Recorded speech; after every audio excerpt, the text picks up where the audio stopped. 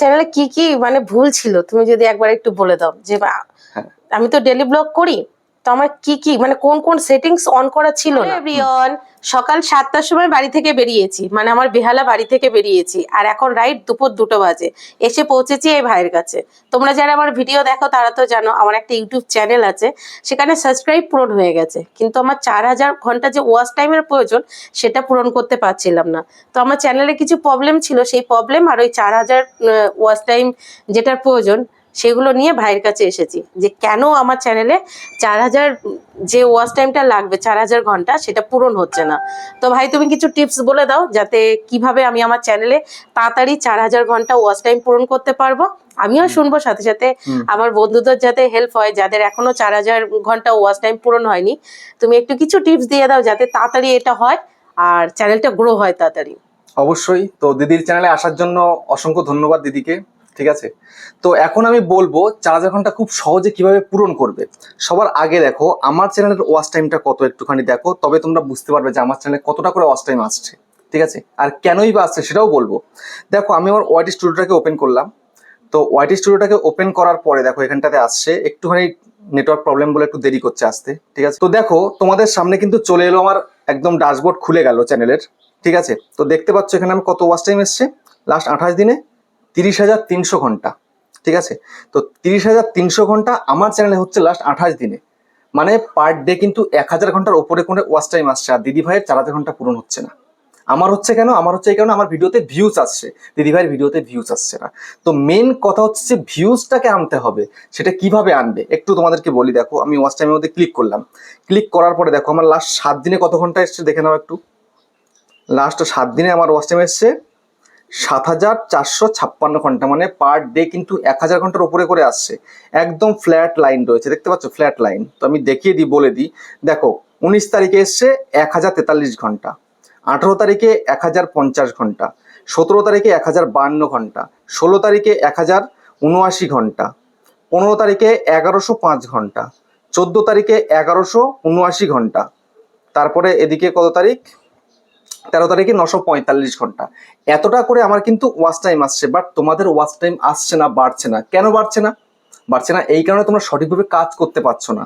তো দিদিভাইকে কিভাবে কাজ করতে হবে সবার প্রথমে বলে দিয়েছি, এখন তোমাদেরকেও বলে দিচ্ছি। এই টিপসগুলো ফলো করলে তোমরাও কিন্তু তোমাদের চ্যানেলে খুব সহজে ওয়াচ টাইম নিয়ে আসতে পারবে। তো সেই টিপসগুলো হলো, সবার প্রথমে এটাই তোমাকে করতে হবে। সবার প্রথমে তোমাকে রেগুলারিটি মেনটেন করতে হবে। তোমাকে কন্টিনিউ কিন্তু ভিডিও আপলোড করতে হবে। কন্টিনিউ ভিডিও আপলোড করতে না পারলে কিন্তু কোনোদিনই চ্যানেলটাকে গ্রো করানো সম্ভব নয়।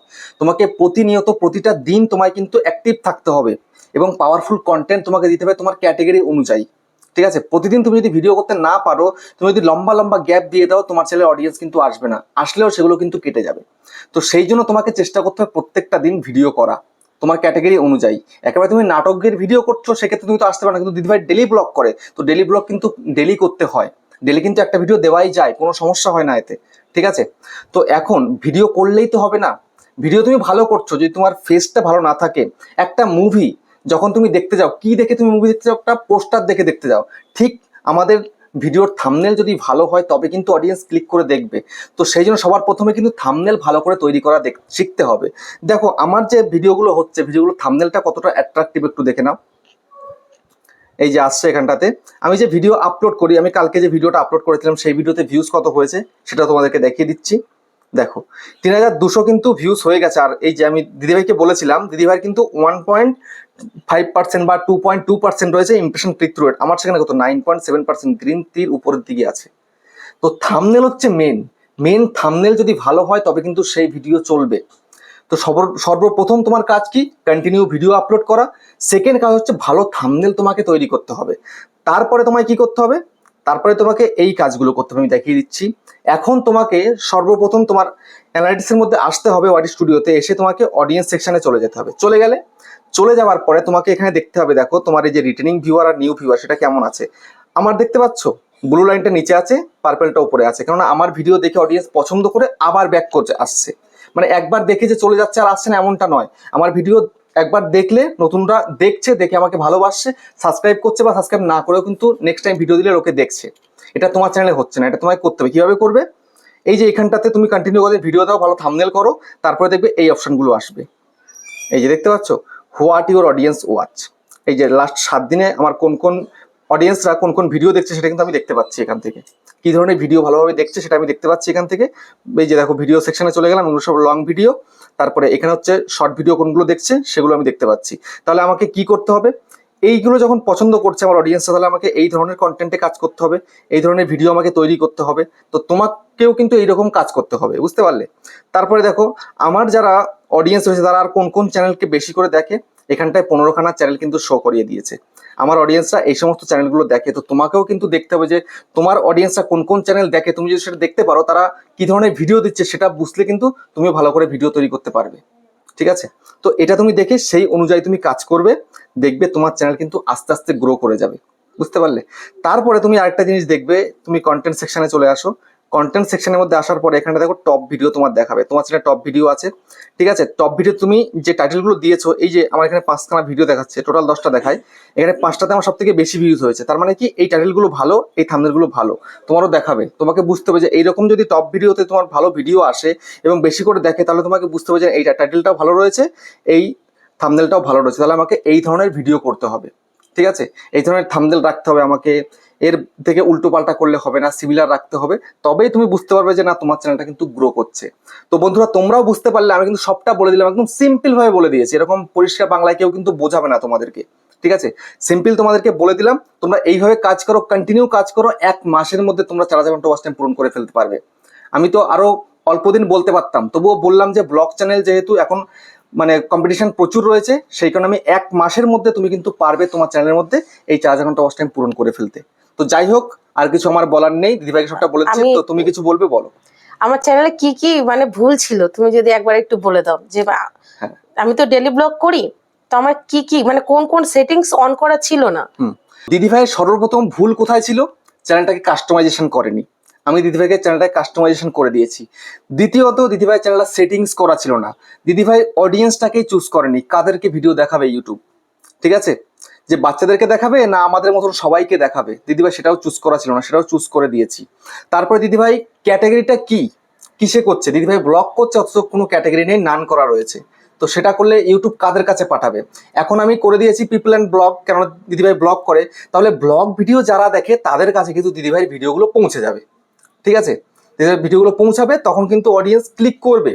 একদম ক্লিক করবে না এমনটা নয়, দিদিভাই ভিডিও যদি ভালো হয় ক্লিক করে অনেকক্ষণ থাকবে, অনেকক্ষণ থাকলে কিন্তু তখন সেই ভিডিওতে বেশি করে ভিউজ আসবে, ঠিক আছে? তারপরে দিদিভাইয়ের ভিডিওর যে ল্যাঙ্গুয়েজ সেটাও চুজ করা ছিল না, তো ইউটিউব কাদের কাছে পাঠাবে, কোন ভাষাভাষীর মানুষের কাছে পাঠাবে ইউটিউব বুঝতে পারছিল না, সেটাও আমি ঠিক করে দিয়েছি। তারপরে দিদিভাই কিসে ডেসক্রিপশন লেখে, কোন ভাষায় লেখে, সেটাও কিছু চুজ করা ছিল না, সেটা আমি ঠিক করে দিয়েছি। তারপর হচ্ছে দিদিভাই ভিডিও করছে কন্টিনিউ, ভিডিওর উপরে ভিডিও দিয়ে যাচ্ছে, কিন্তু দিদিভাইয়ের ভিডিওর থাম্বনেল একদম ভালো হচ্ছিল না, সেগুলো বলেছি সেটাকে ঠিক করতে হবে। টাইটেলটা সঠিক হচ্ছিল না, ঠিক আছে? টাইটেলটা সঠিক করতে হবে, সেটাও বলে দিয়েছি। তো বুঝতে পারলে তোমার এই এই ভুলগুলো ছিল। এবার তুমি লাস্ট বলো। তো তোমাদের চ্যানেলেও যদি কোনো ধরনের সমস্যা থাকে, তোমরা ভাইয়ের সাথে যোগাযোগ করতে পারো।